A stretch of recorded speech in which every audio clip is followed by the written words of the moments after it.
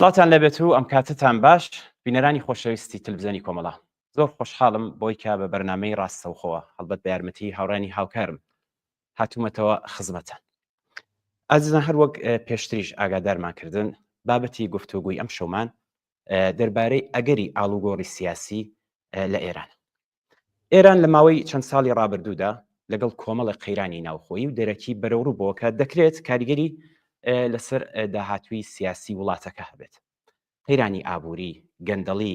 ناڕزایەتیە بەردەوامەکان پرسی پەیوەندی نێودەوڵەتی و کێشە هەرەمیەکان هەمویان فاکتەرگەلێکن کە پاڵنەری گۆڕانکاری ناڕزایەتیە جەماوەریەکان بەتایبەت دوای مەرگی ژینای ئەمینی جوانەبەر لە ساڵی 2022دا نیشانیدا کە بەشێکی بەرچاوی کۆمەلگای ئێران خوازیاری گۆڕانکاری لەلایەکی دیکەوە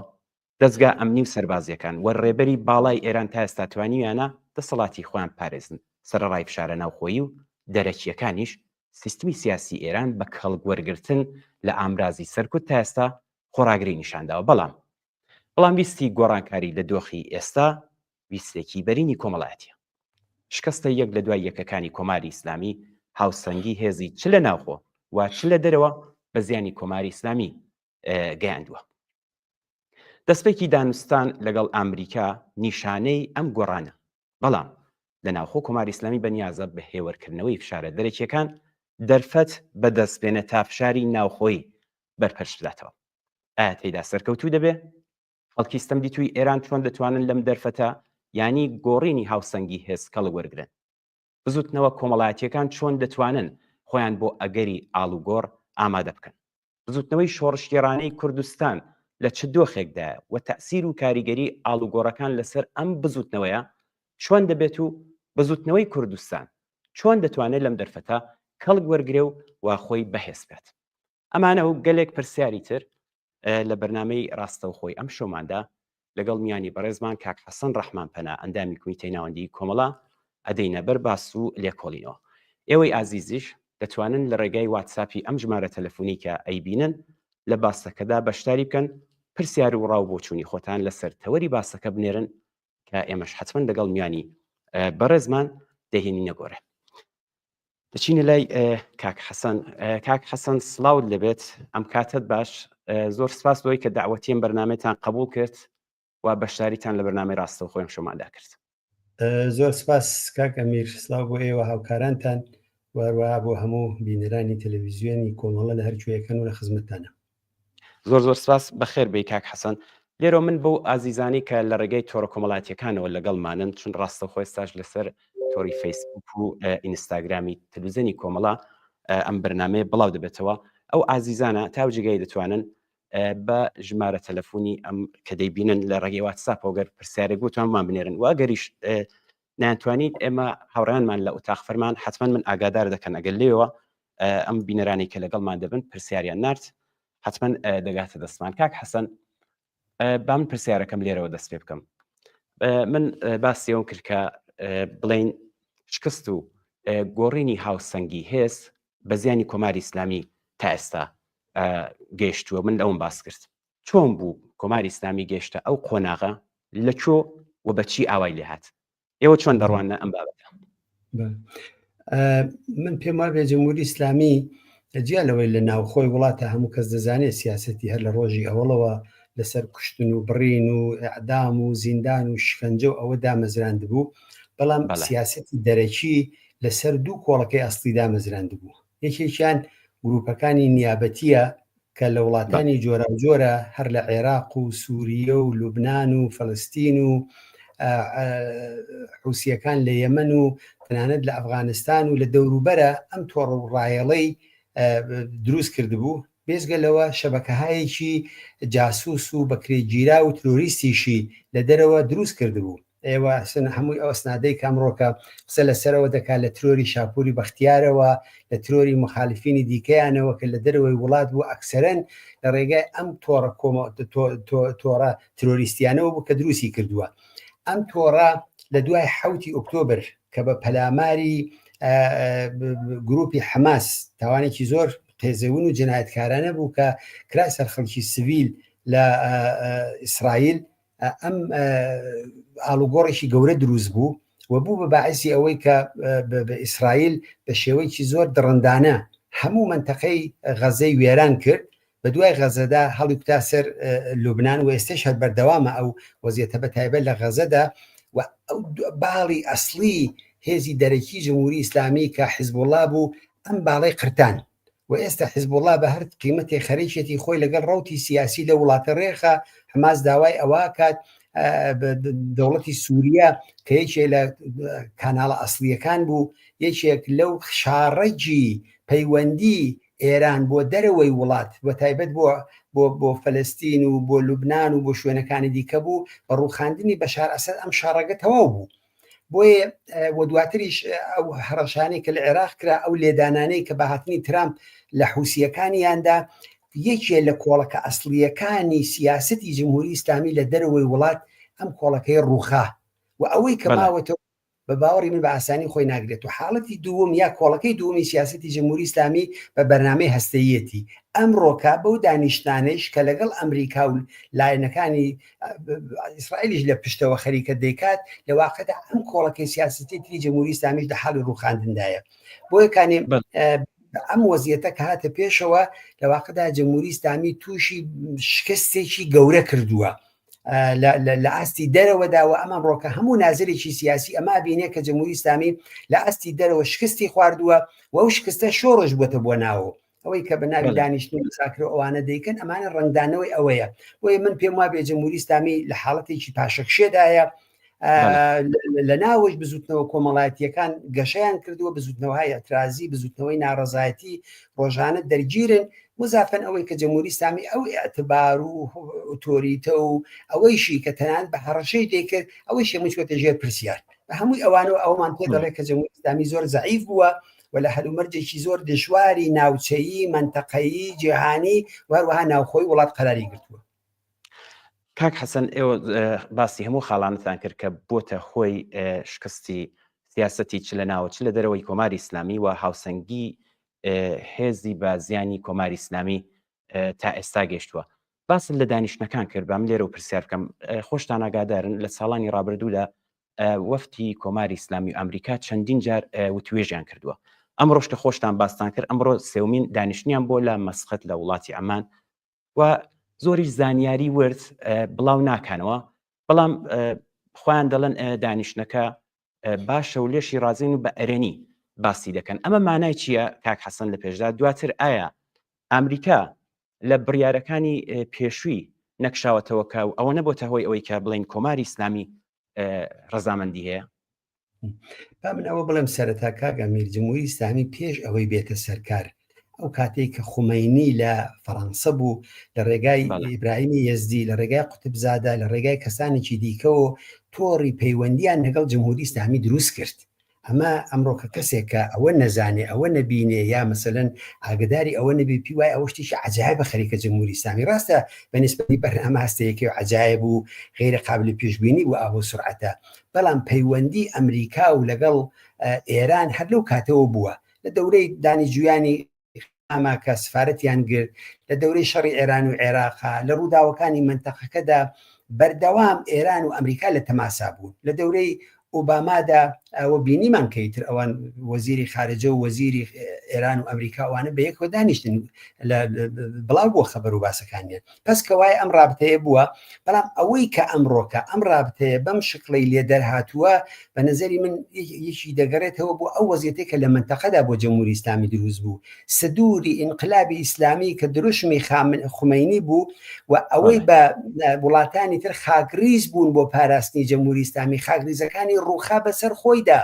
بە میلیاردها دلار خەرجی کرد حزبوڵڵا گەورەترین ئەرتەشی غەیرە دەوڵەتی بوو لە ئاستی دنیادا نەک لە ڕۆژهەڵاتی ناوەڕاستە 100,000 چەکداری حرفەیی بوو 150,000 موشک و سلاحی دووربردی بوو کە بە قەولی خۆیان دەیانتوانی تەلەویزیۆن پێ نابوتکەن وەختێک کە ئەو بازووە بەهێزەی لە بینەچێ وەختی حەشتی شعبی بە 70-80 دانە گروپن کە دروست بوون بە دەیان و 100,000 هێزیان تێدا کۆکردەوە ئەو وەزیەتی بەسەر هاتووە وەختی حوسیەکان ئەوەی بەسەر هاتووە تەبیعیە کە جمهوری ئیسلامی شکستێکی گەورەی بەسەر هاتووە بنابەرین لە دڵی ئەو شکستەی ئەمڕۆدا دەبێ ئەو مذاکرە و دانیشتە چاو لێ بکرێن ئەوە هەردوو لا ئەوە چی دەڵێن بە باوەڕی من دەلیلەکەی ئەوەیە جمهوری ئیسلامی 46 ساڵە خەریکە دروشمی مەرگبەر ئەمریکا دەڵێ پەرچەم و ئاڵاکانی ئەمریکا لە تاران و مزاهرەکان و لە شوێنەکانی کە دەسووتێنن ئەمە ممکن نییە خۆ لە عەرزی 2 ڕۆژە هەموو شتێک جێبەجێ بێ دەبێت ڕێگای پاشەکشەیەکی نەوعەن ئابڕوومەندانەی بۆ جمهوری ئیسلامی دروستکەن ئێوە چاو لێ بکەن لە دڵی ئەمانەدا قسە لەوە دەکرێت کە سفارەتەکانیان بکرێتەوە پەیوەندی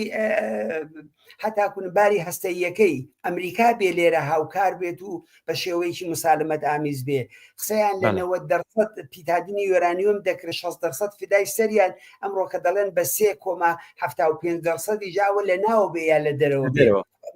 شکستە پس کەوایە ئەمانە ئەوەمان پێ دەڵێت کە جمهوری ئیسلامی تووشی شکستێکی گەورە هاتووە بەڵام ئەم شکستە دەبێت ڕێگایشی بۆ بیننەوە خامنەی حەولیدا لەو دانیشتنەی 2 ڕۆژ لەوە پێشە بە کۆتهێنانەوە لە ئیمامی سێومی شیعەکان و بەوەی کە زیادەڕەوی مەکەن و چی مەکەن و چی بڵێن و ئەوانە حد ئەمانە تەوجیهکە بەڵام ئەمڕۆ خەڵکی ئێران زۆر لەوە وشیارترن کە جارێکی دیکە فریوی ئیدۆلۆژی فریوکارانەی ئاینی جمهوری ئیسلامی بخۆن و ئەو شکستانەی بۆ بەسەرکەوتن بۆ لە قەڵەمدن بۆ یەکانێ من پێم وابێ ئەوان لە زمانی یەکتر تێدەگەن بەڵام من نازانم ناهایەتی ئەم دانیشتن و دیدار و ئەوانە بەکوێ دەگات کە پێم وابێ ئەم دانیشتانە شتێکی ئاسان نییە و ئەبێ چاوەڕوان بزانین ڕوتی ڕووداوەکان بەڕووشێمانە بێت زۆر باشە کاک حەسەن ئەرو جۆرێکی خۆشتان کرد دیارە ئەو جۆرەی کە بڵین نیشان دەدرێت دیارە ئەگەری شەڕ دوور خراوەتەوە لەم دانیشتانی کە تا ئێستان و خۆشیان ئەو جۆرەی کە ڕۆنەکەش دیارە ڕێگای ڕێکەوتنیان پێواندووە پرسیارەکەم ئەمەیە کاک حەسەن ئەم دوولایە سەرڕای ئەو ناکۆکیانی کە هەشیانە بەڵام چ شتێکی تایبەت لە گۆڕێدایە کە ئەم دوولایەنە سەرڕای ناکۆکی زۆری کە هەیەە لەسەر ڕێکەوتن ساخ کردێتەوە بە باوەڕی من سیاسەتی هەر کامێکیان بە جیاواز ئەبێت چاو لێ بکەین یەکەم ئەوەی کە سەدەمین ڕۆژی دەسەڵاتدارەتی ترامپ لە ئەمریکا تەواو بوو و ڕایان گەیان کەەوە 100 ڕۆژە لە دەسەڵاتایە ئەو دروشمانەی کە ترامپ بۆی هاتە سەرکار وتی من لە 24 ساعتە شەڕی ئۆکراین و رووسیە تەواوەکەم 100 ڕۆژ گوزەرا 124 ساعتی حساب کەن تا ئێستا ترامپ ئەوەی بۆ نەکرا وتی تعرفەکانی هێنا گۆڕێ بە 50% خستە سەر چین 30% خستە سەر رووسیا وڵاتانی تر بە پێی ئەوەی کە خۆیان نەخشەکەیان بۆ داڕشت بوو ئەوان وتیان اقتصادی ئەمریکا ئەولەویەتە ئەوەڵە دەبێت دنیا تەبعیەتمان لێکە بۆی نەچوە پێشەوە متحدەکانی لە ئوروپادا جوابی ترامپ نادەنەوە لە بەرابەریدا ڕاوەستاون گوێ لێ ناگرن رووسیە گوێ لێ ناگرێت چین چوەتە شەڕی ئابوووریەوە لەگەڵی وتی فەلەستین ئەگەر لە کەمترین ماوەدا بۆیش نازانم چەند ڕۆژی دانا 24 ساعت بوو بۆ ویشتێکی ئاوە ئەگەر بارنتەکان ئازاد نەکات دەیکەم بە جەحەنم لە ڕۆژهەڵاتی ناوەڕاستە ئەوەیشی بۆ نەچوە پێشەوە بنابەرئین دەوڵەتی ترامپ ڕاستە لە باری نظامیەوە موقعیەتێکی تایبەتی تری هەیە بە نسبەتی گەورەترین هێزی نظامی دنیاە ئەو هەموو چەق و چۆڵ و ئەسلحە و سەلاحی پێشڕەت و هەموو ئەمانیش هێناوەتە ڕۆژهەڵاتی ناوەڕاست بەڵام لە موقعیەتێکی ئاوادایە لە هەڕەشەی لە هەر جێگای کرۆ تا ئێستەکانی بۆی نەچێتە پێشەوە کانەداکەم بە چەندمین ایالەتی ئەمریکا 53 ئەوانە حوسیەکان چی لێکم لەوان زەربەی داوە ئەلبەتە بە هەمووی ئەمانەوە ترامپ لە موقعیەتێکی ئاوادایە جمهوری ئیسلامی وتمان ئەوە سیاسەتی خارجیەکەی لە ناو خۆیدا دەرگیری وەزیەتێکی زۆر بحرانیە بنابەرین هەردوولا لە شرایطێکا کە دەستیان بۆ ئەم دانیشتن و مزاکرە و قسە و باسانە بردووە کە هەردووشیان تەنگناهایکی واقعیان هەیە و لەسەرەوەی هەمووی ئەوان جمهوری ئیسلامی تێهەڵچەقیوە تازە و دووە جمهوری ئیسلامی ئێستا ئێرانی ساڵەکانی شەڕ نییە خدای ساڵی 60 کە خامنەیی پەنای بۆ برد وتیار خدای ساڵی 1403 خوای 1360 نییە ئەویش تازە دووە فریای خامنەی ناکەوێت بنابەرین لە دڵی ئەم وەزیەتەیە دەبێ ئەمانە ببینینەوە کە هەردوو لایەن پێویستیان ترامپ پێویستی بەسەرکەوتن هەیە ئەگەر ئەوانەی بۆ نەچوێتە پێشەوە بە باوەڕی من لە جێگایەکە کە ئەتوانێت بە معنایەک مێخی سەرکەوتنی خۆی داکوتێ نازانم ئەڵبەتە وای لێدەیە نە ئەوە ئێستا قەزاوەتەکەی من ئەوە نییە لەوانەیە ئەو نقطە زعفەی لە ئێرانە دیبێتەوە رووسیا معاملەی لەسەر کە ئوروپا لەگەڵی متحد نییە چین بازاری جیهانی خۆی بۆ لە بینی خۆی و ئەمریکایە بۆ ئەمان بەجێ ناهێڵێ و جمهوری ئیسلامی بە یەک معنا بە تەنیایە نقطە زعفە و شوێنێکی گرنگیشە بۆیە من پێم وابێ ئەم ڕووداوانە هەردوو لایەن احتیاجیان بەم دانیشتن مزاکرانە بووە بەڵام لە عینی حاڵە موقعیتی جمهوری ئیسلامی لە موقعیتێکی زۆر زەعیفایە و ترامپیش ئەوە دەزانێ هەیئەتی مزاکرە کوونەندەیشیان ئەوانە دەزانن بۆ یەکانێ من لام وایە ڕۆژ بە ڕۆژ زیاتر فشار بۆ جمهوری ئیسلامی دێرن و بە قەولی ترامپ کەوتی ئێمە هیوادارین خراپترین حاڵەت بۆ ئێران هەڵنەبژێردرێ یعنی ئەوان سێبەری بۆمبەکان و بۆمب ئەفکەنەکانی ئەمریکا ئێستا بەسەر ئێرانەوەیە ئەمان لە حاڵەتێکا خەریکن سڵح بە ئیسلاح مزاکرە و دانیشتنەکەن کە لە کاتێکایە کە هەر ئێران بکشێتەوە لەوە لە ئەگەرە مهمەکان ئەوەیە کە لەباری نظامی و لێ بدەنوە بۆ تەسلیمبوونی جمهوری ئیسلامی بە باوەڕی من یەکێک لە هەرە واقعیترینە حاڵەتانەیە کە جمهوری ئیسلامی تووشیاتوە ناچارە و بەتایبەت ئەوەی کە لە ناوخۆشە خەڵکیش حمایەتێک لەم ڕژیمە سەرکوتکەرە ناکات. کاک حەسەن ئەم ڕووداوی ئەمڕۆی بڵێن بەندێری ڕژایی بەندەرە باس خۆشتان ئاگادارن جۆرێک شەک و گومانی تێدایە کە لەگەڵ دەستپێکی خولی سێومی دانیشتنی وەفتی کۆماری ئیسلامی لەگەڵ ئەمریکا ڕووداوێکی ئاوا لە بەندەرە باس ڕوو دەدات و زۆر کەس پێی وایە کە ئەمە دەستی خراپکاری جات چ لە ناوە بێت و چ لە دەرەوە تێیدا هەیە ئێوە بەڕێستان چۆن ئەمە دەخوێنەوە و چ کاریگەریەکی دەبێت بەڕاستان لە خودی دانیشتەکانیشدا ئاماژەیەکتان بە ئیسرائیل کرد لە سێبەردا لەگەڵیان هەیە ئیسرائیل چەندە دەتوانێت ڕۆڵ بگێڕێت بۆ ئەوەی کە ئەو شتانی کە بۆ خۆی لە بەرچاویەتی نەچێتە پێش و خراپکاری بکات و ئایا دەتوانێت دەزانی ئەوەی کە بە ئیسرائیل دەگەڕێتەوە من لام وایە ئیسرائیل زۆر دڵی خۆش نییە بەم شێوە لە مزاکرێکە بچێتە پێشەوە پیان وایە لەلایەکەوە ئێرانیەکان وەختکوشیەکەن پیان وایە مەسلەی بەرنامەی هەستەی ئێران قابلی معاملە نییە ئەوان تەرحێکیان هەیە تەرحی لیبیاییەکەیە ئەو تەرحەیە گەرشتبانێکم ساڵی 2010 کە لە تاینی لیبیا هەمووی تەواوەکەن هیچ شتێکی پێ نایڵنەوە لە دەستی دەسێنن دەیبەن بۆ شوێنهایەکی دیکە و کولەن بەرنمەکەی خاپورەکەن تەرحی ئیسرائیل بۆ بەرنامەی هەستەیی ئێران ئەوەیە ئیسرائیل موافقی ئەو 3.75 نییە کە ئێران لەناوە بۆ ئامانجی سۆحتەڵەبانە بۆ کاروباری دەرمان بۆچی بێوێت ئەو سەدحە لە یۆرانیۆمیشی بێت بۆیە من هەست ناکەم ئیسرائیلەکان زۆر دڵخۆش بن لەم بابەتەوە بەم دانیشتان ئەوان پیان وا بووەوە زۆر جاریش ئاخر ناتانیەوە قەولیدا سەری ئەختاپوسەکە لە تارانە ئێمە ئەم سەرا ئەپەڕێنی بنابەرین ئەوەی ئەوان بەڵام هەرچی هەیە ترامپ دڵخۆشی کردوون وعدی پێداون و ئێمە هاو نەزەرین بە قەولی خۆی لەگەڵ نەتەنیاهۆ کارێکەکەین کە بەرژەوەندی ئیسرائیل لەسەرەوەی هەموو شتێک بێت ئەمە تاوجێگای بەوان دەگەڕێت تاوجێگا بەم ڕووداوی ئەمڕۆ دەگەڕێتەوە بە باوەڕی من زۆر ڕووداوێکی گوماناویە من ئەوەندەی کە گوێم لە کارشناس گرتووە کە قساکەن بە تایبەت کارشناسێکی زۆر شارەزا هەیە کە لە بواری مەسائلی چەک و چۆڵ و هەستەی ئەوانە قساکە زۆر متەلعە باسی ئەوەی کرد ئەوڵی ئاورەکە کە ئێوە بیبینن دووکەڵێکی زەر دێتە دەرەوە ئەمە نیشانی ئەوەیە کە شتێک لە نەوعی مادەیە کە بۆ موشک بەکاردێت بۆ چەک و چۆڵی دوورهاوێش بەکاردێ و لە چینەوە هاتووە ئەو زۆر بە تاشید لەسەر ئەوە قساکات و من بە ناممکنی نازانم ئەمە پێشتر کاری بۆ کرابێ معلومات ببێ لە مەوردیەوە و دواتر معلوم ببێت کە ئەم کارێکی خراپکارانەیە و بە باوەڕی من یەکێ لە گومانە گەورەکان ئەوەیە ئەینا شوێنێکی وەکو ئەم بەندەری ڕەجایی یا بەندەر عەباسی پێشوو کە گەورەترین ناوەندی هاتوچۆپێکردنی ئێرانە بۆ کانتێنەرەکان بۆ وەسایلی هێنان و بردن و ئەوانە ناکرێ ئەوە بە ئاسانی چاوی حفاظەتی لەسەری نەبێت من زۆرتر گومانم لە شتی تەقینەوە و لە خراپکاری هەیە بەڵام ئەوە دەبێ ماتوبی خۆشتان دەزانن ساڵێکی پێچێ جاری وایە دوای چەندین مانگ ئەو لێدانەی کە ئیسرائیل لە ناوەندە موشەکیەکان و پەدافەندی ئێرانیدا ئێستش ئێران خۆ قبوڵی ناکە ئەوانە تأسیریشی لەسەر ئەم دانیشتانە چیە بێت من پێم وابێ ئەگەر ئەوە معلوم ببێت ئێران لە موقعیتێکانی ئێستا مێزی گفتوگۆ چۆڵکە بە خاتری ڕووداوێکی ئاوە ناچارە ئەبێ ئیدامە بدا بۆ شتی گەورەتر لەوەی لێ نەقەومێ من پێم وابێ تأسیر ناکاتە سەر دانیشتەکان ئیدامەی دەبێت بەڵام ممکنە ئەوان بێ نەگۆڕێ لەگەڵ ئەمریکاییەکان کە ئەمە بپێچەوانەی قەولەکانتانە بپێچەوانی عرف و عادەتێکی دانیشتنی کە خەریکە بۆ سۆڵ حەکرێ بەڵام دەبێ ماتوبی بزانین جزئیاتەکانی زۆرتر چی معلومە بێت کاک حەسەن هەر سبارەت بەم تەقینەوەی ئەمڕۆ بینەرێکمان وتوێتی ماندوژ نەبن ئیسرائیل ڕسمەن وتوێتی من دەستم تیانە بووە لەم ڕووداوەدا بەڵام ئەمە خۆ هەمیشە بۆ خۆیان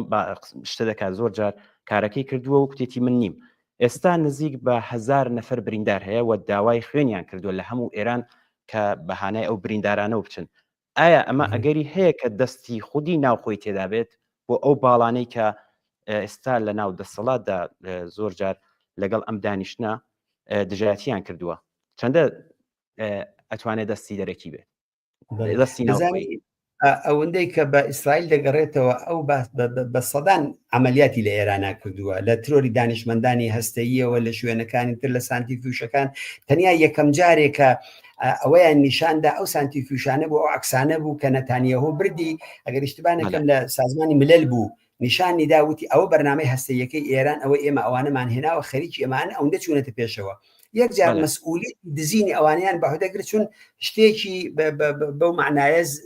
ڕاستە زەرێکی قرس بوو بۆ ئێران، بەڵام زەرری گیانی یا زەرری مادی بەو معنایەیە کە تەقینەوەی بە شتێکەوەتیان بۆ ئیسرائیل قەت مەسئولیەتی و کارە قبول ناکە.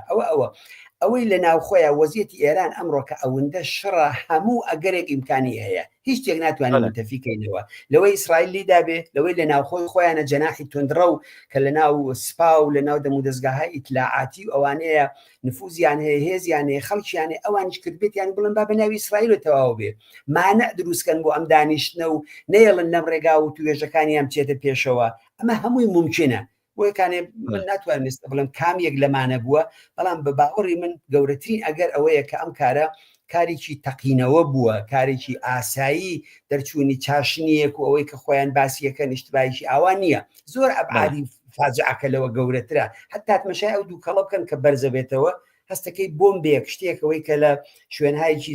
شتی هەستەیی بەکار هاتووە نەوعی دووکەڵەکەی نەوعی دەوروبان زۆرتر لە شتی ئاواچێ بۆیە هەرچی بێت فاجعەیەکە و مسببەکەی لە واقعدا جمهوری ئیسلامیە چه ئەوەی کە لێدان بێت ئەو مسببی ئەوەیە چه ئەوەی لە ناوخۆی خۆیان بێت باڵێکی خۆیانە هەرچی بێت بە زەرەری ئەو خەڵکەتەوە بێت ئەوەی 1000 نەفەر خەڵکی بێتاوان بێدیفاع لە ڕووداوێکی ئاوادا بێ بە قوربانی کوشتە یا بریندار ئەمە چێ بەرپرسێتی جمهوری ئیسلامیە بەرپرسەکەی. بەڵێ پرسیار هاتووە کاک حەسەن بەڵام زیاتر لەسەر کوردستانە منیش پێشوەی کەوتینە سەر کوردستان یەک پرسیاری کردەکەم لەسەر ئەم بڵین ڕێکەوتنە خۆتان باستان کرد کە کۆماری ئیسلامی ئەم ڕێکەوتنەی دیارە وەکو شکستێکی بەرچاویشە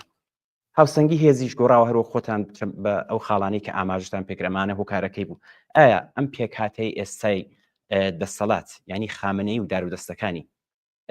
لە دوای گەیشتن بە ئەم ڕێکەوتنە کاک حەسەن ئەم جێگە و پێگەی پێشووتریان دەمێنێ؟ بە تەکید ناسن چاوەڕوانی دەکرێت لە ئاڵوگۆڕ لەسەرەوە بێت لە دوای ئەم ڕێکەوتنە؟ یەکێ لە ئەگەرەکان ئەوەیە، ینی تەنیا یەک ئەگەر ئێستا لە بەرابەر جمهوری ئیسلامی دانیە لە ئەگەری ئاڵوگۆڕ لەسەرەوە مردنی خامنەیی سەر بەرزەوەکردنی جەناحی ئیسلاحخوازەکانی ناو حکوومەتی لەگەڵ لیبراڵەکانی دەرەوە جەناحی توندڕەوی ناو حکوومەتی کە من پێم وابێ ئەوان شانسیان کەمە لەم کێشمەکێش و ئەگەرانەدا کودەتایە کە سوپای پاسداران لە واقعدا بە نەوعێک بیکا کە هەموو دەسەڵات بێن تەژێر کنترۆلی خۆی و فەرماندەیەکی نظامی ئەمەلەن وڵاتی بەدەستەوە تاکوونێ ئاخوندێک ئەمانە هەمووی ئەگەرن ناتوانانی دانێکیان من ناتوانم حدیقل بڵێم کامە ئەگەریان ممکنە و چ شتێک لە ڕوئەدا، بەڵام ئەوەندە دەزانم نەمۆقعەتی خامنەی مۆقعەتی جارانیەتی نەمۆقعەتی جمهوری ئیسلامی مۆقعەتی جارانەتی نە هیچ کام لە جەناحەکانیش. ئێوە چاو لە شەڕی ئێران و عێراق کە دوای ئەو جامە زەهرەی کە خومەینی خواردیەوە ئایا خومەینی ئەو ساڵە لەگەڵ چەند ساڵەوە پێشتر هەر ئەوە بوو هەرو کەسە بوو کە بە قەولی خۆیان پیان دەکوت کاریزمایە و ڕاهبەری دنیای مسلمانانە بە تاکید ئەوە نەبوو. بنابەری ئەم شکستە هەر شکستێک کە دێتە پێشەوە ئەگەرچی دیکتاتۆرەکان شکست بەعودە ناگرن سەرکەوتنەکان هین ئەوانە، بەڵام خەڵک پرسیارەکات چێکە ئەم هەموو سەروەت و سامانی ئەم وڵاتەیدا بە تاراج چێ ئەم هەموو زەرەر و زیانەی لە جامعەگەیان چێ بە سەدان میلیارد دلار هەزینە کراوە تاکوونێ ئێستا بۆ گروپای نیابەتی بۆ بەرنامەی هەستەیی، بەڵام هەمووی بوو بە بەڵقی سەر ئاو چێ مەسئولی ئەمانەیە؟ خو معلومە خامنەیە ممکنە تەمەنی خامنەی لەسەرەوەی زۆر ئیجازەی پێ نەدات کە شکستەکانی زیاتری خۆی ببینێ یا بمرێ بە مردنێکی تەبیعی، بەڵام کێشەی ناوخۆی دەسەڵات کێشەی بێئەتباری دەسەڵات و کێشەی دۆزینەوەی ڕێگاچارەیەکی خارج لە بەیتی ڕاهبەری ئەوانە بە باوەڕی من لە دەستوری کەسانێکی کە هەست و نیستیان بە جمهوری ئیسلامی وەگرێداوە لە دەستوری کاری ئەوانایە، بەڵام بە هەمووی ئەمانەوە جمهوری ئیسلامی تازە جمهوری ئیسلامی 1 ساڵەوە پێش و 2 ساڵەوە پێش نییە بە باوەڕی من. زۆر باشە کاک حەسەن، بە دەم بەشەدا بچینە سەر کوردستان، پرسیارەکانی زۆرن. کاک حەسەنێ بەڕێستان زۆر جار تایبەتەن لەم بەرنامە ڕاستەوخۆیدا کە لەگەڵمان بووی و لەو گفتوگویانی کە لە میدیاکانی تردا حزورتان بووە، باستان لە تایبەتمەندی کوردستان کردووە. ینی کوردستان بڵێن بزوتنەوەیەکی سیاسی و پێشکەوتن خوازە. ئەگەر ئێمە هەموو ئەم بڵێن حرەکەتە جەماوەریانی ئەم ساڵانەی دواییدا لەلایەکدانین، لەلایەکی تر باسی نەورۆزی ئەم ساڵ بکەین کە نیشانیدا بزوتنەوەی کوردستان چەندە زەرفیەتێکی باڵای هەیە و لە خۆشی نیشانداوە. جا پرسیارەکەم ئەوەی کاک حەسەن،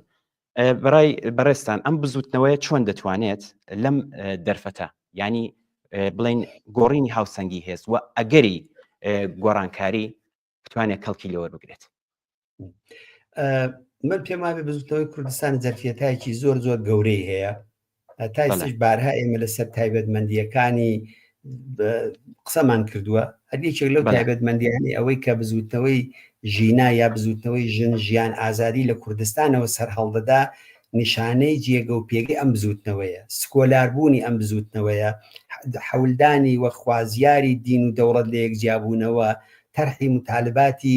سنفی سیاسی، ڕێگاچارەی سیستەمی کۆتاییهێنان بەستەمی نەتەوایەتی، هەمووی ئەوانەوە ئەو خاستە دموکراتیکانە هەموو شتێکن کە پێم وابێ لە ڕق و ڕیشێنە ئەم کۆمەلگایەدا ڕیشەی داوتاوە، چووەتە ناخی ئەم کۆمەلگایەوە و بە تایبەت جەرەیانی چەپی ناو ئەم کۆمەلگایە، جەرەیانی سوسیالیستی ئەم کۆمەلگایە کە پێشەنگیەکەی بە کۆمەڵە بووە، کۆمەڵە ئەوەی کردووە کەس ناتوانێت حاشای لێ بکە. پس کەوایە ئەم بزوتنەوە زەرفیەتایەکی زۆر گەورەی هەیە.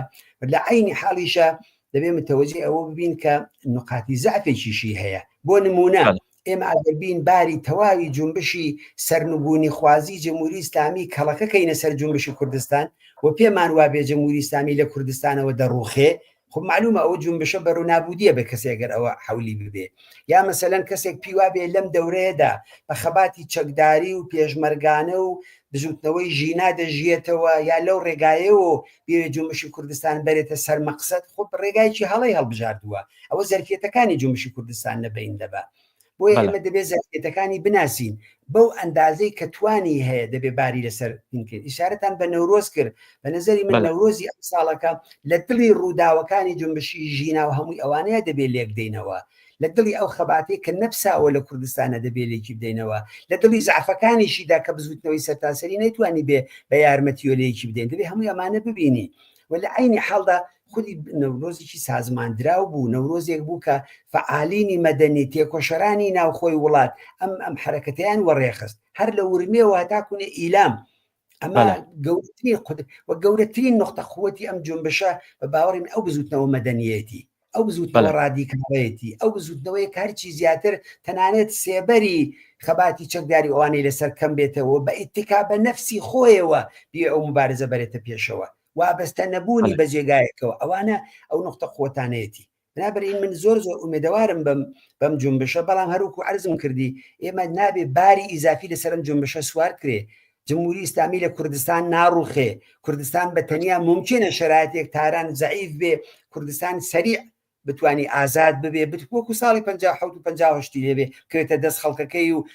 بۆکانیشمان تا ساڵی 60 بەدەستەوە بوو. ئەو شەرایەتانە لە کوردستانە ممکنە، بەڵام دەبێ ئەوە ببینین کە ئەو زەختەی کە ڕەسالەتی بزوتنەوەیە کە بۆ خۆی هەیەی تایبەتمەندیەکانی ڕێبەریەکەی سازماندراویەکەی نەقشی ژنان تێدا هێزی چەپی ڕێگانیشاندەر هەمووی ئەمانە دەبێ و تایبەتمەندیەکانی بناسێ و بەو تایبەتمەندیانەوە واردی هەر نەوع پێشڕەویە لە جێگایەکە عقب نشێنێکی کە لازم بێ دەبێ بیکە. پس کەوای نابێ ببینە شەڕێکی زوو تەنگام، نابێ زەرفیەتەکانی بکوژین، نابێ واردی شتایکی بکەین کە شایستە نیە بەسەری بێنی. مثلەن یەک ڕەنگکردنی جنبشی کوردستان، یەک نوع لیباس دەبەرکەن، یەک نوع شت ئەوە لەتمە لە جنبشی کوردستان دەدات، ئەوە بە زەرەری ئەو جنبشە تەواو دەبێت. خب معلومە نابێ ئەو شتانە لەو جنبشەدا بکرێ و جنبشەکە و فعالینی ناوەشی بە باوەڕی من زۆر زۆر لەوە ژیرتر وریاترن کە لە داوی ئەو نوع بەرنامە و ڕێگاچارانێش کە پێم وابێ ڕێگاچارێکی دروستی بکەون. کاک حەسەن من بە جاروبار بە پرسیاری بینەرانیش بخێنمەوە چونم پرسیارانە پێشتری شاتون پێشترمە ئاگادارمان کردبوون بە بەرنامەم شۆمان لەسەر چ باسێک دەبێت بینەرێک لە شاری سنەوە بە ناوی شاهۆنیسوێتی ماندوو نەبن لە کاک حەسەن پرسن ئایا پێی وایە کە بزوتنەوەی ژنجیان ئازادی کاریگەریەکی درێژخانی هەیە لەسەر سیاسەتی ئێران یان تەنها بزوتنەوەیەکی کاتی بوو؟ من پێما بێ بزوتنەوەی ژنجیان ئازادی ئیدامەی هەیە پێما بێن نەورۆزی ئەو ساڵەکە بەشێک لەو بزوتنەوەی ئەو بزوتنەوەیە تازە بووە بزوتنەوەیکی هەمەگیر تۆ تمەشایە کارشناسێ بکەی کە دێ لە تەلەڤیزیۆنەکانەوە قساکات دەڵێت جنبشی ژینا مەحسا ئەمینی بۆ ناوە ئەوان باسیەکەن هەر کەسێکی تر دێت کە باسی ڕووداوەکانی دوسێ ساڵی ڕابردوو کە ممکن نییە خۆی نەدا لەو جنبشە و ئیشارەیەک بەوە نەکە ئەو ڕاگەیاندنانەی لە دەرەوە یان لە ناوە لەسەر ئەوزاعی سیاسی لە حیزبەکانەوە بگرە لە کۆمەڵناسەکانەوە بگرە لە بزوتنەوەهایەکی جەماوەری لە ناو خۆدا هەیە هەمووی ئەوانە نیشاندا کە بزوتنەوە زیندووە پس کەوایە ئەمە خوڵقێنەرەکەی ئارەزوەکانی ئێمە نییە بەڵکو حەقیقەتی ئەو جامعەیە بۆیە ئەو بزوتنەوە نوێنەرایەتی متالباتی دموکراتیک و ئینسانی و بەرابەری تەڵەبانەی ناو جنبشە دەکات بەڵام دیارە پێگەکەی کوردستانە لە کوردستان و سەری هەڵداوە لە کوردستان و چۆتە ڕێگ و ڕیشی ئەو جامعەیە و بەداخەوە بەو معنایی کە لە ڕاگەیاندنەکانە سەرتاسەری وەتۆ لە ئێرانە بە معنای عملی ئێستا سەرتاسەری نەبووە نا لە دانیشگاکانی شایە لە ناو ڕووناکبیرانە هەیە لە ڕۆژنامەکانە هەیە لە شتە غەیرە حکوومەتیەکانە لە هەموویە هەیە وێم پێما بێ ئیدامەدارە و پێشم وا بێت تاکوینە بە نەتیجە گەیشتنیش ئەو بزوتنەوە درێژەی دەبێت زۆر باشە بینە سەر پرسیارێکی تر کاک حەسەن یەکێک بڵین لە تایبەتمەندیەکانی بڵین کۆمەلگەی کوردستان ئێمە ناتوانین نەکۆڵی لە بوونی ئەحزاب بکرێت کۆمەلگەی کوردستان کۆمەلگەیەکی تەحەسوب یافتەیە بڵین باس لە لایەنە سیاسیەکان دەکەین لایەنە سیاسیەکان چەندە ئامادەگییان هەیە بۆ ئەم قۆناغی ئێستا و پێتان وایە ئەرکی لایەنە سیاسیەکان دەبێت چی بێت و خۆشتان چۆن دەڕوانیتان بابەتە من ئەگەر ڕاستگویانە نظری خۆم بڵێم ئەوەیە من پێم وابێ بزوتنەوە جەماوریەکە لە پێش لایەنە سیاسیەکانە پێم وابێ لایەنە سیاسیەکان ئەوەندەی لە فکری بەرژەوەندی حزبیدان ئەوەندە لە فکری بەرژەوەندی جەماوریەکەدانی ئەوەندەی کە بیر لە مەسلحەتی حزبەکەی و ئەوەی بۆ حزبەکەی خۆی مەبەستیەتی ئەوەندەی بەلاوە گرنگە ئەوە ئەو بزوتنەوەی بەبێ ئەوەی مۆرکی ئێمە و ئەوی تر و ئەوی تری پێوە بێ ئەوەی بەلاوە ئەمە زعفە ئەمە خاڵێکی زعفەکە لەکوێ کاک حەسەن کێشەکە لەو هەڵوێستە سیاسیانەیە کە لایەنەکان هەیەە لەو بەرنامە استراتیژیە کە لایەنەکان هەیەە لەو دۆست و متحد و هاوپەیمانەیە کە لایەنەکان هەیەە زۆر یەک لە لایەنە سیاسیەکانی کوردستان من بە جورەتەوە توانم کۆمەڵی توانین لێجیاکەینەوە کۆمەڵی حزبی کۆمونیست یا کۆمەڵی کۆمونیست لەوە دەرهاوین زۆر یەک لە لایەنەکان پیان وایە سبحینێ دەبێت کوردستان عینی ڕەوتی ڕووداوەکانی ئێرە تێک دووپاتکەینەوە دوو حزبیات سێ حزبیات چەند حزبیم چینە سەر دەسەڵات ئەمری حزبەکانە ئێمە پێشمەرگایەتیمان کردووە ئێمە تێدا تەمەنمان گوزەراندووە ئێمە تێدا پیر بووین و ئەرچی ئێمە وەزیفە ئێمە سبحینە ئیدارەی ئەو جامعەیە بکەین لە سوورەتێکە ئێمە عەقیدەمان وایە حاکمیەتی جەماوەری دەسەڵاتی خەڵک دەسەڵاتی کێکار و زەحمەتکێش ئەوە ئەو شتەیە کە دەبێت لە داهاتووی جامعەی کوردستانە بەدی بێت و طبعاً حزبیش لەو ناوەدا دەور و نەخشی خۆی جێڕێ وی من لام وایەوەی شێک لەو هۆکارانەیە کە حزب و لایەنە سیاسیەکان هەیەە یا لایەنی واهن ئەلانیش بیر لەوە دەکەنەوە هەر ئەو فۆرمۆلەی مثلەن ساڵی 57 و 58 کە بوومانە کۆمەڵە و دموکرات کۆمەلگای کوردستان ئیدارە بکەن من ناڵم لایەنانە نەخشیان نییە لە ئیدارەی دوا ڕۆژی جامعەی کوردستانە بەڵام ئەوانە دەبێت لە ڕێگای نەهاتهای خەڵکی و مردمیەوە جا ئێستا ئێمە لە نظر ئێمە و شوراکانە لە نظر لایەنێکی کە پارلمانە بەرحەڵ لە ڕێگای خەڵکی منتەخەبەوە دەبێت ئەو کارانە بکرێت نەگەوەی کە ئێمە بچینەوە لەم شارەیان بە کۆمەڵەیە ئەو شاریان بە دموکراتە ئەویتر بە فلان حیزب ئەویتر بە فلان حیزبی ترە لە ڕێگای ئەو نەهادە خەڵکیانەوە گەر ئێمە ئەوە بکەین بە باوەڕی من تووشی ئەم وەزیەتە نابین کە ئێستا باشووری کوردستان تووشی هاتووە تووشی کێشە و شەڕی ناوخۆ 1001 مشکلە و گێرە و کێشەی تر نابین بۆیە من لام وایە ئەمە گرنگترین خاڵێکە کە هێشتا بەشێکی زۆر لەو حیزبانە بە دروستی ئەمایان دەرگ نەکردووە یاگەر دەرکیشیان کردبێ لەگەڵ مەسلحەتی حیزبیان نایەتەوە وایان داناوە چون لە هەموو دنیادا حیزب جامعە ئیدارە ئاکات کوردستانیش دەبێ وابێ یا لە زۆر شوێنەکان لە سوورەتێکا لە ڕێگای نەهاتایکی دموکراتیک و ئەوان واردی کاری حیزب و ئەوە بن کاری حکوومەت و ئیدارەی جامعە بن بۆیە من لام وایە ئەوە خاڵێکی گرنگە و ئینا جێگە و پێگەی حیزبەکان کەس ناڵێ هیچ کام هەر نەورۆزی ئەم ساڵەکە نیشانی دایتر لەو شعارەکانی و لە داخوازیەکانیەوە لە ڕەنگەکانیەوە کە سەد بریاوان نەبوایەت ئێمە ئارەزوومان ناکردووە ببوایە بەڵام وەختێک کە شتێکت پێ تەحمیل دەکەن زۆرێک دێتە کارەوە شتێک دێتە کارەوە کە لە جێگای خۆی نییە مەقاومەتش لە بەرابەریە دروستە بێ بۆیە بە هەمووی ئەوانەیشەوە نەورۆزیی یەکگرتوانە بوو و نیشانی داکە هەم حیزبەکان جێگە و پێگەیان هەیە و هەم کۆمەلگای مەدەنی لە زۆر بابەت و بوارەوە لە پێشترە توتمەشای ئەو مەراسمانە بکە یەک نەفر لە یەک نەفر نەکەوت مەراسمە 100,000 نەفر تێدا حزوریان پیدا کردووە سەرەوەی 100,000 نەفر لە دایان مەراسمە بەشداریان کردووە بەڵام کێشەیەک تەنها کێشەیە لەگەڵ حکوومەتە لەگەڵ بەکری جیراوانی ئەوە ئەو جامعەیە زۆر جامعەیەکی گەشەکردو جامعەیەکی ئومێدەوار بەداهاتوو جامعەیەکی جێگای دڵخۆشیە ئەوەیە کە هیوادارم حیزبەکان دەرکی ئەوە بکەن و لەو پاوانخوازی و لەو مەسلحەت خوازی حیزبیە دەست هەڵگرن و بەرژەوەندی گشتی زووتنەوەکەمان لەبەرچاو بێت. کاک حەسەن لەسەر لایەنە سیاسەکان باسکرا بینەرێکشمان هەر لەسەر ئەمە پرسیاری کردووە کە بەرنامە و بڵین ئەرکی لایەنە سیاسەکان لەم بارودۆخی ئێستادا تایبەتەن بۆ کوردستان دەبێت چی بێت ئەمە کاک شەماڵ لە شاری سەقز نردوێتی کاک حەسەن باس لە هەموو کۆسپەکانی کرد بۆ ئەوی کە لایەنە سیاسەکان ئێستا لەم بارودۆخەدا دەبوایە حدیقل گفتوگویەکیان وایە بۆم دۆخی ئێستا بۆچی تا ئێستا بڵین هاودەنگیەک پێک نهاتووە هەنگاوێک هەڵگیراوە بەڵێ گفتوگۆ زۆر بووە هەر لە خودی دەستپێکی شۆڕشی ژیناوە تا ئێستا ئێمە چەندین ڕاگەاندنی هاوبەشمان بووە کمیسیۆنی هاوبەشمان بووە کاری هاوبەشمان کردووە بۆ مەسەلەن مەسائلێک کە لێرە هاتووەتە پێشەوە لە رابطە لەگەڵ ڕاگوێزانی حیزب و لایەنەکانە لەگەڵ UN بەیەکەوە دانیشتوین لەگەڵ حکوومەتی هەرێم ینی ئەوانە کراوە بەڵام لە ئاستی ئەو ئینتیزاری کەچ خەڵکی کوردستان هەیەە وەچ ئەو تەوەقعی کە حزبە سیاسیەکان دەبێت جوابدەری بن نییە بۆ نمونە مەسەلەن پێشتریش باسم کردووە وەختێک کە 4 دانە جوان بە شێوەیەکی دڕندانە ئەدام دەکرێن بۆ ئێمە مهم نەبوو سەر بە کام حیزب و لایەنن چەندێ موافقی ئێمە و چەندێ مخالفی ئێمە 4 ئینسان ئەدام کراوە من چۆن دەبێت نسمە پایمانگرتنێکی گشتی و پێم وابێ ئەمە قازانجەکەی چێتە گیرفانی فلان حیزب یا فلانە فراخانی تر مەسەلەن دەدرێت داوا دەکرێت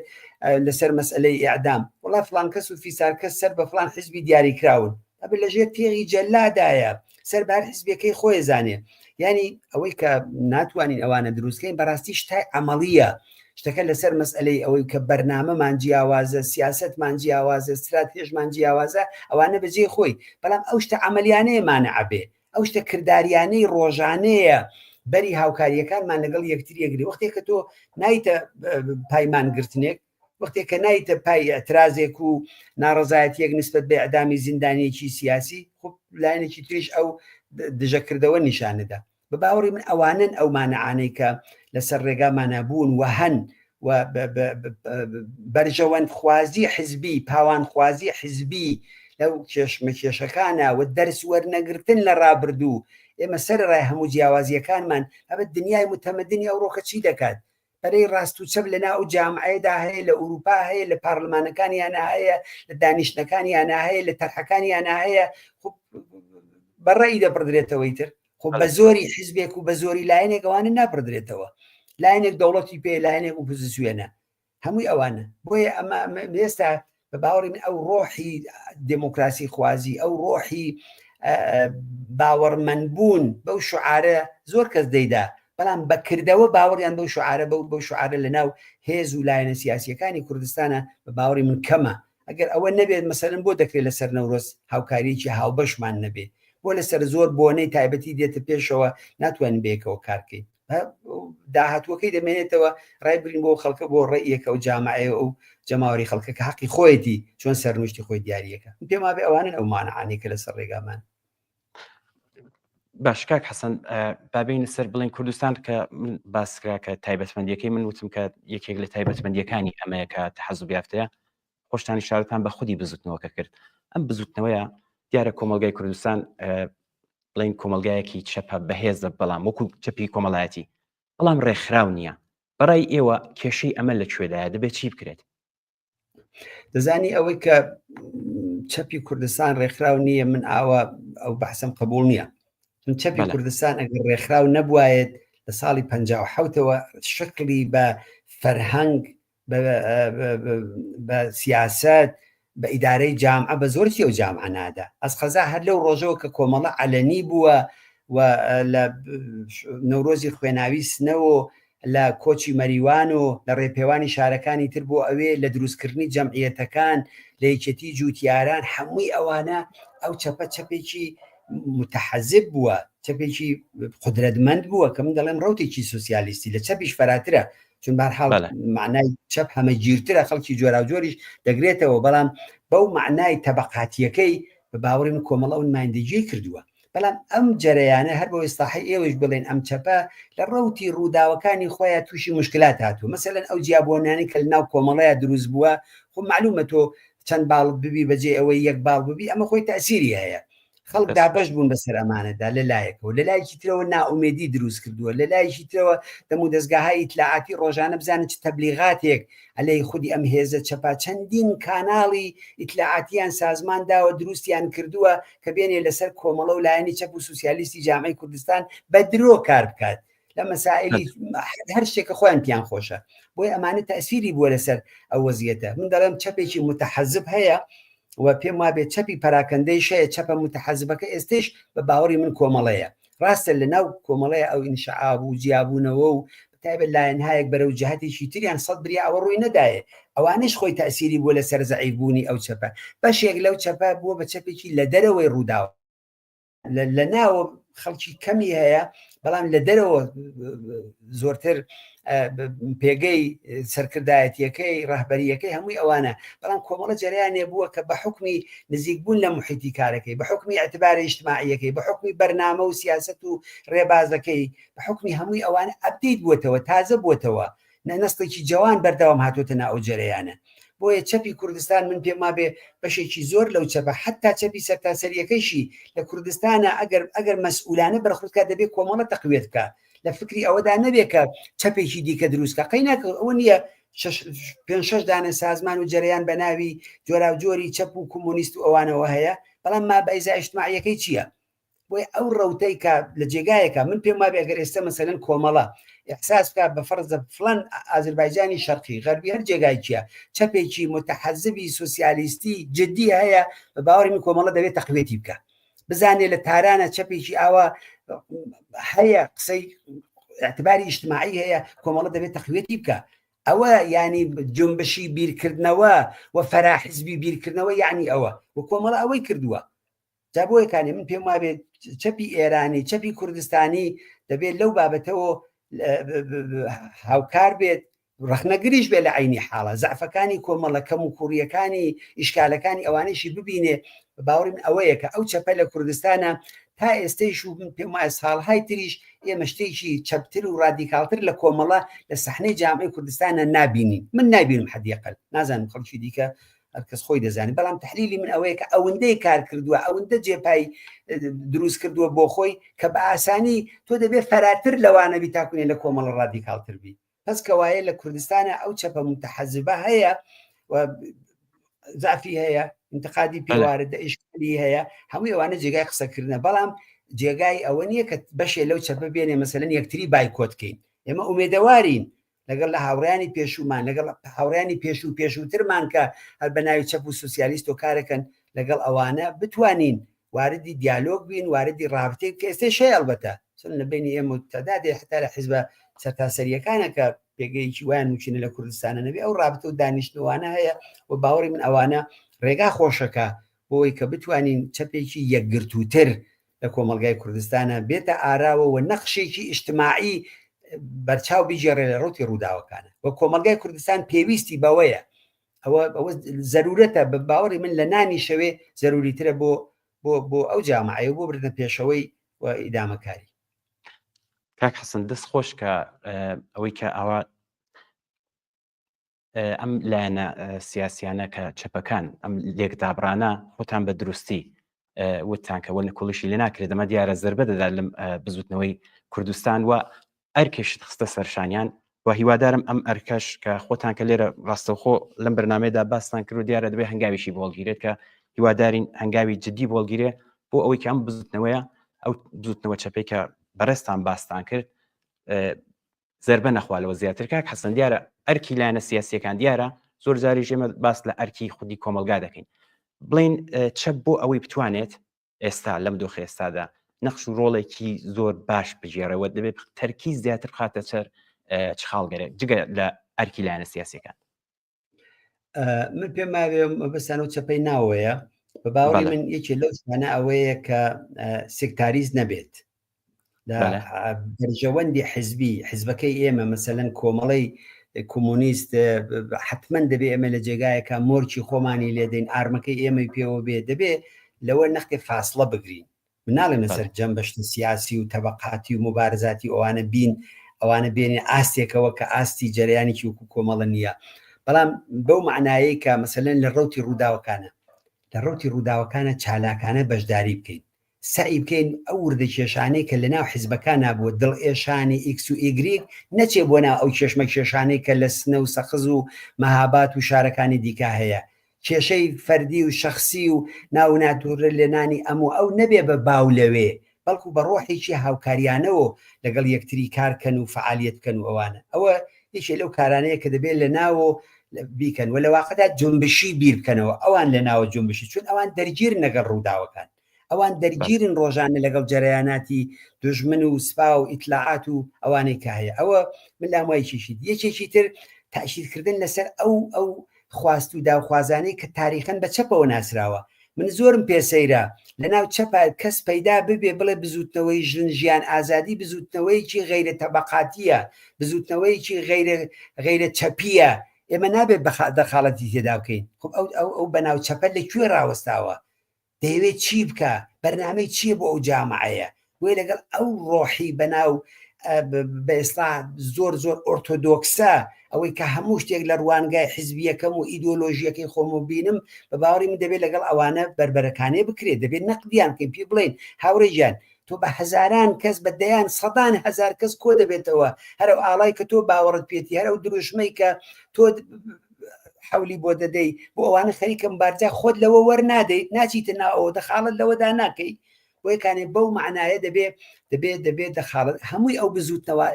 ئینسانی رادیکال مەسەلەن بزوتنەوەی ژنان بزوتنەوەی کرێکاری بزوتنەوەی ڕەفعی ئیستەمی ملی چێ لە چەپەکان سزاوارتر و لایەقترە کە مەعاملەی پێوە ناکات زەدوبەندی پێوە ناکات بەرژەوەندی خۆی تێدا لە بەرچاو ناگرێ چێ لە کۆمونیستەکان ڕاستگۆترە و حەلی مەسئلەی ملی کام بەرنامە لە بەرنامەی ئێمە لە ئیدارەی دواڕۆژی جامعەی کوردستانە رادیکالترە بنابەرین دەبێت واردی ئەوانە بین دەبێت شان بدەی لە شانیان حتا لەگەڵ مەسحبیەکە واردی دیالۆگ و بە حزبی لەگەڵ ناسیۆنالیستێکە لەگەڵ فعالیم حیزب و حیزبیترە ئەو مەرزبەندیانە بە تایبەت لە ناوە دەبێت هەرچی زیاتر کەم کەینەوە بۆ ئەوەی جنبشەکەی تێدا بەهێزکەین بە باوەڕی من ئەوانە ئەو خاڵە زۆر گرنگانن کە دەبێت ئەو ڕۆحە ئەو خۆمان بێوەزیفە نەزانین تو هەر ئەم ماجەرایانت مەشابکە یا مەسەلەن 4 ڕۆژی دیکە ئەوەڵی مانجیمەی ئەوەڵی مانجیمەی ڕۆژی کرێکارانی کۆمونیزم نییە ڕۆژی کرێکاری سوسیالیست نییە ڕۆژی کۆمەڵی و حزبی کۆمونیستی و کۆمونیستی کرێکاری و نازانم ئەو باڵیتری حکومەتی چێ نییە ڕۆژێکی تەبەقاتیە گەورەترین ڕۆژی تەبەقاتی لە ئاستی دنیادایە دەی من جارێ پێم لەوێدا شەڕی پەرچەم کەم شەڕی ناوەکەم کەم شەڕی درۆژمەکەم کەم شەڕی تلایەکە من بینوسمیە تۆ بینوسی بکەم معلومە چ زەرەر دەگەێنە بەو جنبشە معلومە کەسی ئەگەر خۆی بە منتەقدی ڕاست بە مخالفی ڕاست باچیەک دەزانێت بەو حرەکەتانە ئاوە کاتە ئاسیاوی ڕاست کە خۆی لەو حرەکەتانە نادات و بە 4 نەفەر دەچێت لە بندارێکە ئاڵایکی سوور هەڵدەکە لە سوورەتێکا دەبێت لە شەقامەکان و لە مەیدانەکان و لەوانەدا بێت بنابەرین من دەڵێم ئەمە گرینگە بۆ ئێمە ئەوە گرنگەوەیکی لە تایبەتمەندیەکانی کۆمەڵە ئەوە بووە کۆمەڵە خۆی وەرداوە لە ڕووداوەکان کۆمەڵە بیری لەوە نەکردێتەوە بۆ بچوونە هەیەتی نمایندگی و مامۆستای تێدا بوو ئاینی بوو حزبی دموکراتی تێدا بوو ناسیۆنالیست بوو چریکی تێدا بوو دنیایەک اختلاف و چێشمە چێشمان لەگەڵی بۆچی شوینە ناوی بۆی بەرژەوەندی خەڵکی کوردستانی تێدا بوو ئێستەش دەبێ ئەوە بکەین دەبێ شتانە ئەگەر کاتی هات و دووپات بووەوە کۆمەڵ نابێت سەڵکالەوانە هەروکو لە جومشی ژیناش ئەمە لایەنهایە بوون بۆ خەڵکانێکی دیکە ئاسم قسە لەگەڵکردنیشان مەکرووە لەگەڵیشیان دانیشتنی تلایی هاوبەشیشمان ئیمزا کرد نە ئێمە بوون بەوان نە ئەوان بوون بە ئێمە لە پێناوی بەرژەوەندێک هاوکارە کراوە وەکانە من دەڵێم لەو بابەتانەوە دەبێت ئەو کارانە بکەین و بەرژەوەندی جنبشەکە متالبات و خاستەکانی داوخوازیەکانی ئەوانە لەسەرەوەی هەموو شتێکی تر بێ مثلەن بەرابەری ژن و پیا و بۆ من دەبێت لەگەڵ پاڵدەستەکەم کێشەی لەسەر بکەم حاڵی هەم لەگەڵ مەسەبیەکە بۆڵی نییە و تەرەفداری چوار ژنەیە دەبێت بە قەنەعەت بگەینی کە کاکە ئەو کارێت و ئەو ڕەفتارێت و ئەو خێنیت و حتى زدی ئینسانیە دیالۆگ بیتەویشە ئەوانەیە باوەڕی من هەیە. کاک حەسەن دەست خۆش بێت دیارە ئێمە پێم وا بێت هاوڕیانمان دەڵێن 9 دقەمان کاتماوە پرسیاریشم لەبەردەستە هیوادارم کە بتوانم حەدیقل بەم پرسیاران بکەین. کاک حەسەنم قسانی پێ بەڕێستان کردان ئەم داواکاریە خۆتان بەردەوام لەگەڵ ناوە لە پەیوەندیدان وا کەمترین داوایە لەلایەن ئەم خەڵکەوە تایبەتەن ئەم بزوتنەوە چەپە لە خودی لایەنە سیاسیەکان کە هەنگاوی جددی هەڵگیرەوە هاودەنگی و یەکریزیەکی باشتر پێک بێت بۆ ئەوەی کەم بزوتنەوەی بەهێزتر بێت. دەست خۆش کاک حەسەن بۆ ئەوەی کە ئەوە زۆر ڕاستگویانە وام داوایانە و بڵێ خودی زعفەکانیشت کرد. کاک حەسەن دێمە سەر پرسیاریە و بینەرانش کە زەحمەتیان کێشەوە بە ماوانش بین. دانیکیان لە شاری سەقست نووسویەتی ئایا ڕێبەرایەتی داهاتووی ئێران دوای خامنەی چۆن دەبێت وە چ کاریگەریەکی دەبێت لەسەر ئاراستەی سیاسی وڵات ئەگەر بکرێت بە پێشبینی و پێشبینیکردنیش معمولاً و کەسانێکە لێکدانەوەی سیاسیەکەن ئاسان نییە من ناتوان بڵێم ئەوە لێکدانەوەی ڕاست بێتە سەرکار نەوعێکە لیبراڵەکان بێن نەوعێکە مجاهد بێن نەوعێکە سەڵتەنەت تەڵەب کە پێما بێت کەمترین شانسیە بێتە سەرکار نەوعێکە لە ناو خۆی حکوومەتە ئەوی پێ دەڵێن ئاڵ و گۆڕی دەسەڵات ئیسلاح تەڵەبان بێن بۆ یەکانێ بەستەجی بەوەی چێ بێت چەپ بێتە سەرکار کە ئومێدی ئێمە ئەوەیەوە ناکرێ بڵێن هەر غیرە ممکنە بۆیە بەستەجی بەوە هەیە تەوازنی قوا چیە بێ ڕوتی ڕووداوەکان بەروی ئەگەر ئەمریکا دەخاڵەتکە لە ئێرانەوە بە دڵی ئەوان بێ خب عێراقێکی ترمان بۆ سازمانەدا لیبیەکی ترمان بۆ دروستەکەن سووریەکی تر و ئەحمەد شەرعێکی ترمان بۆ دێن و بەجێ لیباسی مەلا کۆت و شەروال دەکەنە بەری و کراوەتێکەکەنە ملی بۆیە بەستەجی بەوەیە کێ لەی نابێ من قسەکەم بازم لەسەرەوە تاکی دەکەمەوە دەخاڵەتی خەڵک لە ڕوتی ڕووداوەکانە کرێکار و زەحمەت چێش و هەژار و ستەم لێکراوی ئەو جامعەیە کە زۆرینەی جامعەکەیە ئەوە نەخشێکی زۆر تعیین کنندەی هەیە خۆ ڕێخستن خۆ سازماندان و کارکردن بۆ ئەوە بە باوەڕی من ئەوە گرنگترین خاڵێکەوە ئەوە تعیینیەکات لە داهاتوودا تەوازن بەکوێ بێ و تەوازنە دەیبڕێتەوە معلومە گەر چەپ و ڕادیکاڵ و ئینسانە ئازادی خوازەکان بن ئێمە جامعەیەکی بەرابەر و عادڵانەمان دەوێت خۆ بۆ ئەوە حەولە دەین جەریانی ئیسلامی بێتەوە لەێستەوە مجاهدین حجاب سوورەکانیان دیارە سەڵتەنەت بێ معلومە چۆنە بەشێ لە حکوومەت بێ معلومە چۆنە بەستەجی بەوە هەیە کە چێ و لە چه تەوازنێک هاتوانێت بێتە سەر دەسەڵات. کاک حەسەن من ئەوڵەن داوای لێبوردن لە بەرزستان ئەو بینەرانی کە پرسیاریان نردووە ئەڵند کە کەمتر لە 4 دقەمان ماوە ناتوانم بۆ پرسیارەکان داوای لێبوردنیش دەکەم پرسیاری زۆر گرنگی شاتوودانیکیان باسی لە خودی ئەعدامی حەمید حسین نژاد حەیدرانلو کردووە ئێستش ئەخراجی کچەکان کەمە باسێکی زۆر مهم بوو کە بکرێت کە بۆچی ئەوەندە ئەترسێت لە حتا لە منداڵێک بەڵام من وەکو کۆتایی بۆ ئەوەی کە خۆت ئاگاداری کە بەرەو 1 مەی ڕۆژی جیهانی کرێکار دەچین پێم باشە لەسەر ئەمە وەکو کۆتایی چ قسەیەکتان هەیە فەرموو. سەرەتا پیرۆزبایی ئەو ڕۆژە مێژوویاکەم لە هەموو خەڵکی کوردستان لە کرێکار و زەحمەت کێش و ستەم لێکراو من داوام ئەوەیە کە لەو ڕۆژەدا دیارە هەر لە ئێستەوە هەم لە بەرەی